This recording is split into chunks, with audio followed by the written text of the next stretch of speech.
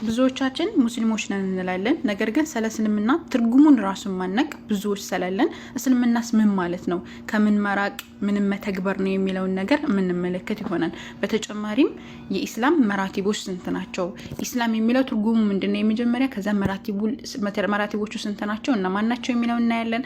አርካኑል ኢስላም ስንት ነው እነማን ናቸው የሚለው እናያለን። አርካኑል ኢማን ስንት ናቸው እነማን ናቸው የሚለው እናያለን። ማዕነል ኢህሳን ማለት ምን ማለት ነው የሚለውን ደግሞ እናያለን። ሸሃዳቱ ላ ኢላሀ ኢለላህ ስንል ምን ማለታችን እንደሆነ እናያለን። እንደዚሁ ሙሐመድ ረሱሉላህ የሚለውንም ደግሞ እናያለን። ምክንያቱም እነዚህ ከሌሉ እነዚህን ካላወቅንና ካልተገበርናቸው ሙስሊሞች ነን ማለታቸው ምንም ትርጉም የለውም። ሙስሊሞች ነን ማለታችን ማለት ነው። ገብቷችኋል? ዋናውና መሰረታዊ የሆነ የሚባሉ ነገራቶች እነዚህ ስለሆነ ማለት ነው። የመጀመሪያው አልኢስላም ሁወ አልስቲስላሙ ሊላሂ ለአላህ ሱብሓነሁ ወተዓላ እጅ መስጠት ነው። ቢተውሂድ እርሱን ብቸኛ በማድረግ ወይም ደግሞ እሱን በመነጠል እስቲስላም እጅ መስጠት ነው።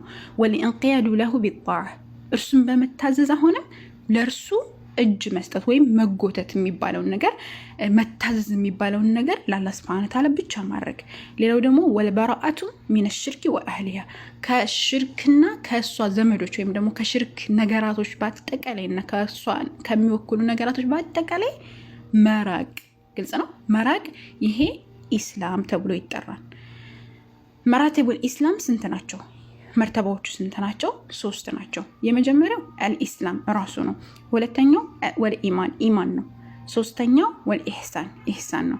ኢስላም ማለት ቅድም እንዳየነው፣ ኢማን ማለት ደግሞ ምን ማለት ነው በአላህ ሱብሓነሁ ወተዓላ እናየዋለን።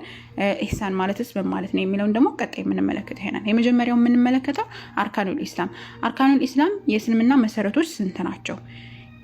5 ናቸው። የመጀመሪያው አንተ ሸሃደ አላ ኢላሀ ኢለላህ ከአላህ በስተቀር በሐቅ የሚመለክ አምላክ የለም፣ ወአነ ሙሐመድን ረሱሉላህ ሰለላሁ ዐለይሂ ወሰለም የአላህ መልእክተኛ ዐለይሂ ሰላቱ ወሰላም ደግሞ የአላህ መልእክተኛና ባሪያ ናቸው ብሎ ማመን። ይህ ምንድን ይሆናል? የመጀመሪያው ይሆናል። ሁለተኛው ደግሞ ወተቂሙ ሶላትን ልታቋቁም ነው፣ ወይም ቀጥ አድርገን ልንሰግድ ነው። ፈርድ የሆኑትን ግዴታ የሆኑትን ማለት ነው። ሌላው ወቱእቲየ ዘካን ልንሰጥ ነው። የረመዳን ላይ የፍጥር ጊዜ የሚሰጠዋለን፣ እንደገና ደግሞ ዘካተል ማል የሚባለው ማለት ነው። ሌላው ደግሞ ምንድነው? ወተሱም ረመዳንን መጾም፣ ከዓመት አንዴ የሚመጣለ እሱን መጾም። ሌላው ደግሞ ምንድነው? ወተሐጁል በይተ ኢንስተጣዕተ ኢለይሂ ሰቢላ ሐጅን ማድረግ ነው። ይህን መሄጃውና መመለሻውን የምትችል ከሆነ ወደዛ የሚኬድበትን መብለው ወይም ደግሞ ገንዘቡን የሚችል ከሆነ ወደዛ የሚያስኬደውን ነገር በዛ ሐጅ ማድረግ። ይሄ 5ኛው ነው ማለት ነው። ሁለተኛው ምንድነው? አርካኑል ኢማን የኢማን መሰረት ምንድነው? የኢማን መሰረት ስንት ናቸው? 6 ናቸው። የመጀመሪያው አንቱእሚነ ቢላህ በአላህ ልታምን ነው። ወመላኢከቲሂ በመላኢካዎች ልታምን ነው። ወኩቱቢሂ በኪታቦች ልታምን ነው። ወሩሱሊሂ በረሱሎች፣ ወልየውሚል አኺር በመጨረሻው ቀን፣ ወቱእሚነ ቢቀደሪ ኸይሪሂ ወሸሪሂ በኸይርም ሆነ በሸር አላህ ሱብሓነሁ ወተዓላ በወሰነው ነገር ልታምን ነው። ይሄ አርካኑል ኢማን ተብሎ ይጠራል። ሌላው ደግሞ ማዕነል ኢህሳን ኢህሳን አንድ መራቲብ ብቻ ነው ያለው። ምን ማለት ነው? እሱም ማዕነው ምንድነው ሲባል አንተዕቡድ አላህን ልታመልክ ነው። ከአነከ ተራሁ እሱን እንደምታዩ ሆነ። ፈኢን ለም ተኩን ተራሁ እሱን እንኳን ባታዩ ፈኢነሁ የራክ እሱ ይመለከተሃልና። ስለዚህ ኢህሳን ማለት ይሄ ነው። ምንድነው? አራተኛው ምንድነው? ላኢላሀ ኢለላህ ማለት ምን ማለት ነው? ላኢላሀ ኢለላህ ማዕናሃ ላ ማዕቡደ ቢሐቅን ኢለላህ ከአላህ በስተቀር በሐቅ የሚመለክ አምላክ የለም ብሎ መናገር ነው።